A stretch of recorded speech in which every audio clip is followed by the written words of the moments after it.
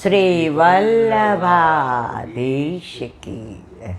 ગિરિરાજ ધરણ કી જય.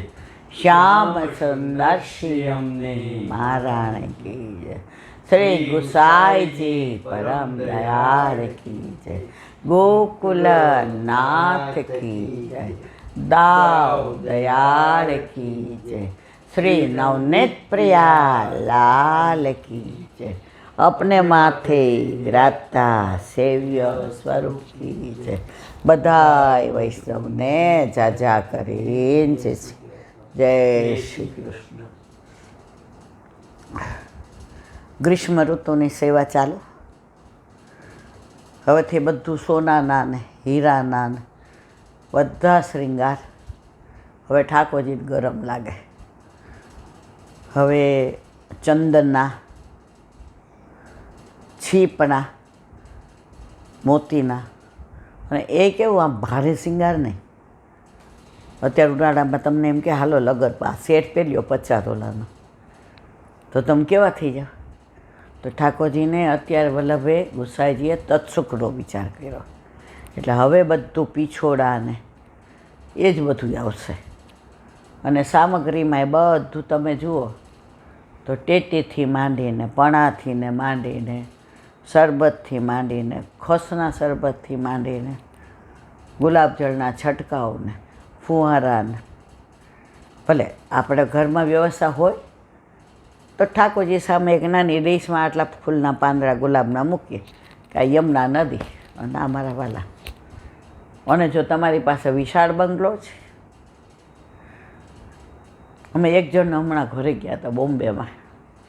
આપણને બોમ્બે ક્યાં મને લાગે 3-4 વર્ષ થયા નહીં, હા 5 વર્ષ. તો એ કે એલા બેન આવજો ને આવજો. હવે અમે તો ગયા, અમે તો રાજી થઈ ગયા. બોમ્બેમાં વાલકેશ્વર કે ક્યાં એરિયા ખબર યાદ એને આવો બંગલો ટોપ કહેવાય. બધું દેખાડ્યું. પછી મેં કીધું તમે વિડીયો સરસ મોકલો ઠાકોરજી સેવાના ને ફોટાને. તો તમારા ઠાકોરજી ક્યાં? રસોડામાં સ્ટોર રૂમ હતો જ્યાં મહારાજને બાય ને કરોડોપતિ એટલે રસોઈને બધું કરે. તો ત્યાં એણે થોડું આમ વ્યવસ્થિત કરી અને ઠાકોરજીની સેવાને પછી આપણે કાંઈ બોલાય નહીં કોઈના ઘરમાંનું. પછી બહાર નીકળતા હતા એટલે મેં કીધું આ બારે રૂમ એક મોટો સારો છે. સારો શું એલા બેન, એ તો નોકરનો છે. બહાર તમારો આપણો આટલો રૂમ અને અંદર ઓલા નોકરને બધું તમે જો બેડરૂમ ને એસી ના એટલે મેં કીધું નોકર ના લો. તો મને કે એને હાંચવો પડે ને એટલે આ બંગલો જોયો તમે. એ 3 જણા વચ્ચે છે. અહીંયા જીભ આવી ગઈ કે ત્યાં ઠાકોરજીમાં જગ્યા નથી અને નોકરમાં જગ્યા છે. તો આપણે વાત કરતા હતા વ્યવસ્થાની. વ્યવસ્થા છે તો કરો, નથી કાંઈ વાંધો નહીં. ઠાકોરજી તમારા 4x4 ગોખલા રહેવા તૈયાર છે. ઠાકોરજીની શરત એટલે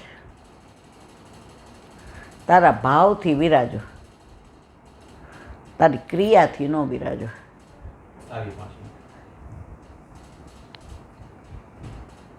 ભાવથી બિરાજો, ક્રિયાથી ના બિરાજો. તો જો ઓલા 40માં એક રૂમ હોય ને એને ત્યાંય વૈષ્ણવ ઠાકોરજી પધારે છે. અને ઓલા વાલકેશ્વરમાં 20 રૂમના બંગલા હોય ને ત્યાંય ઠાકોરજી પધારે છે. ઠાકોરજી તમે ક્યાં પધરાવો છો પછી બે કીધું એમ હોડ રૂમ હોય અને નોકરનો રૂમ ડબલ 3 ગણો અને આપણા ઠાકોરજીનો એવું નહીં. તો વ્યવસ્થા હોય તો ઠાકોરજીને લાડ લડાવો. નથી વ્યવસ્થા, એક રૂમ છે, મંદિર પર તમારે ઊંચું ચડાવી દેવાનું, કાંઈ વાંધો નહીં. ઠાકોરજી કે મને આમાંય રાજી છે, તારા ઘરે મને આમાંય આનંદ આવે છે. આખો દી તમે બધા ગાતા હો ને વાતો કરતા હો ને પ્રસંગ કહેતા હો, મને મારી વાતો સાંભળે ને બોલો તો જુદો હો ને તો હું એકલો પડી જાવ, જો ઠાકોરજી ત્યાં હું સવડું દે. એટલે પ્રભુ તો બધી રીતે આપણી આરે સરળતાથી રહેવા તૈયાર છે. આપણે બાનું એ કાઢીએ જ કે ઠાકોરજી પધરાવીએ તો આમ થાય ને તેમ થાય. ઠાકોરજી નથી પધરાવતા ને એટલે આમ થાય છે ને તેમ થાય છે. તો વાત આપણે અત્યારે ગ્રીષ્મ ઋતુની કરીએ છીએ કે પુષ્ટિ માર્ગમાં તત્સુખ સિવાય કાંઈ વિચાર્યું જ નથી.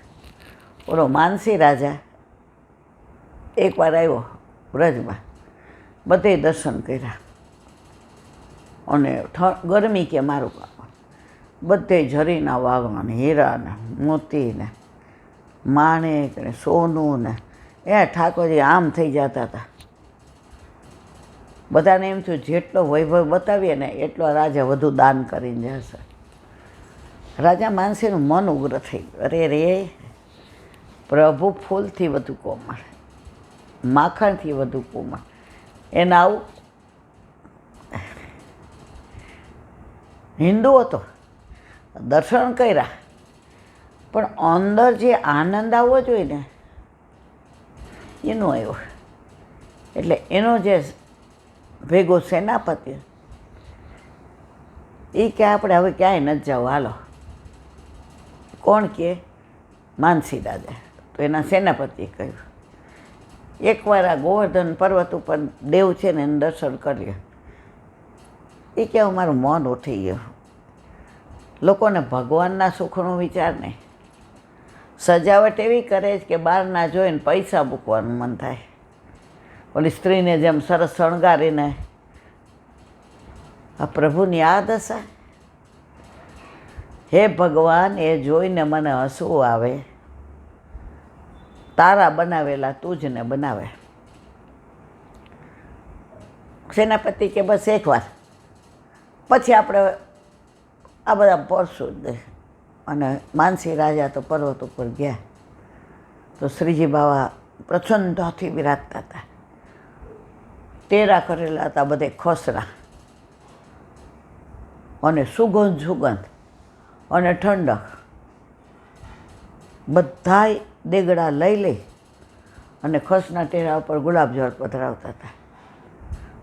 હજી તો જઈને આમ અંદર જવા ગયા તો ફુવારા, ફાઉન્ટેન, ચારે બાજુ વાતાવરણમાં. માનસી રાજાને એમ થયું હું સ્વર્ગમાં આવી ગયો, મર્યાદા માર્ગી હતો એટલે સ્વર્ગનું વિચારે કે ક્યાં આવ્યો. અને જે જોયું તો શ્રીજી બાબાએ ફક્ત છીપની એક નાની એવી માળા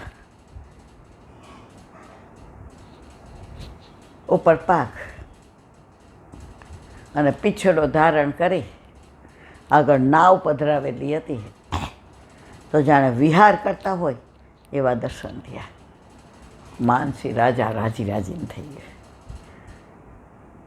કે અહીંયા જે પ્રભુના સુખનો વિચાર થાય છે એવો કોઈ જગ્યાએ થતો નથી. તો અત્યારે એવી ગ્રીષ્મ ઋતુની સેવા. એટલે તમે જુઓ અત્યારના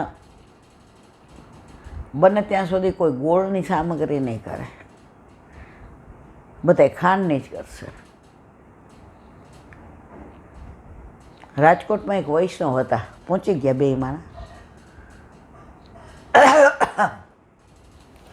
કડિયા કામ કર,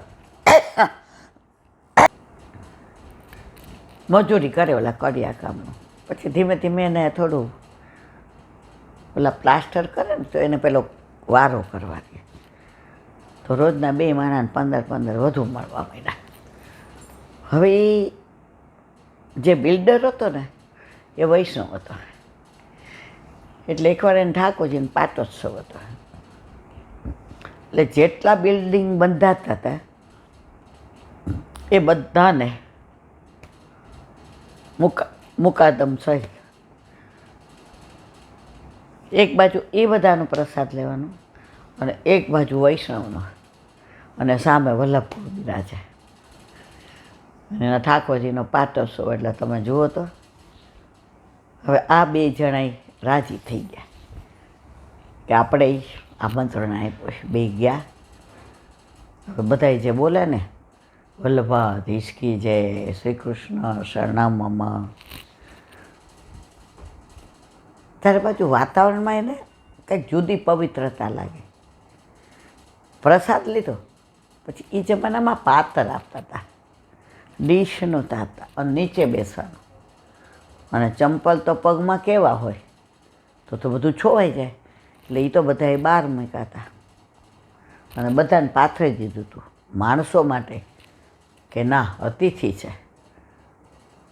હવે પાત્ર લેવાનું આવ્યું તો આ વૈષ્ણવ નહોતા ને તોય બે જણાએ કીધું, શેઠ પાત્ર બધી અમે લેશો. શેઠ એ કે આપણે છે નો. એ શેઠ ના ના ના અમને લેવા દો ને. એટલે જે આ વસ્તુ સાંભળતા હતા એ કે આ દેવીજીમાં અહીંયા આવ્યો છે, હવે ધ્યાનમાં આવી ગયું. એટલે પાત્ર એણે લીધી બધી. ત્યારે આવા પ્લાસ્ટિકને નહોતા. પછી બધું ભેગું કરી અને ત્યાં એણે ઓલો સાવણો ને લીમડાની ઓલીનો સાવણો હોય ને એનાથી બધું વાળી નાખ્યું અને સાવણો ધોઈ જ મૂક્યો. અને રાજકોટમાં પાણીની થોડી ટંકી, એટલે બોઘાયણા 2-3 લઈને છંટકાવ કરી દીધા. પછી પાથરું કે હવે બધાએ બિરાજો. જે આ લીલા જુએ, જે જીવનો આપણો હોય ને ગમે ત્યાંથી આવી જ જાય છે કે. હવે ઓલા લોકોએ શેઠે કીધું કે બધાએ પોતાના બોનસનું કવર લઈને જાજો કે આજમાં ઠાકોરજીનો પહેલો પાટોત્સવ છે.